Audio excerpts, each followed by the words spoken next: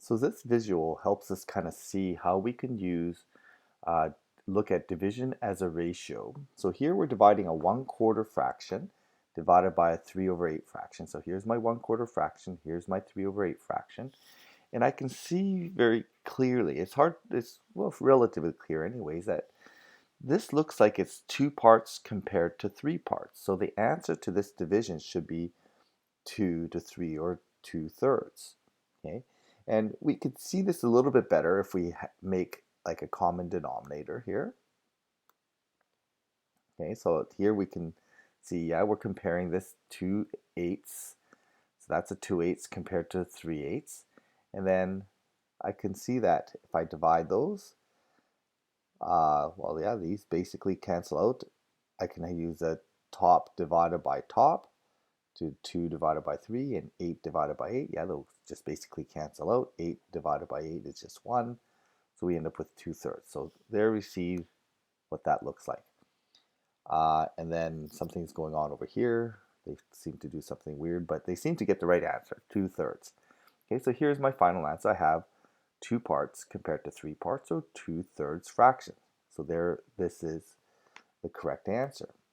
Okay, so I can do something a little bit more complicated. I can do like 2/5 divided by 5/7.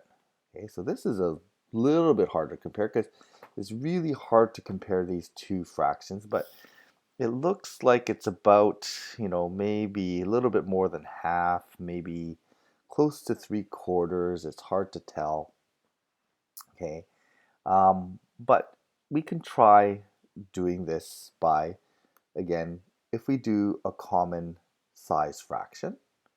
Okay, oh, sorry, this is 2/5 and 5/7. Yeah, it's actually going to be a little bit, yeah, just a little bit more than half, it looks like, right? So we can see this by actually getting a common denominator. So in this case, we did divisions of 35. So now we can actually compare. In this case, we have 14 slices here. We have 25 slices here.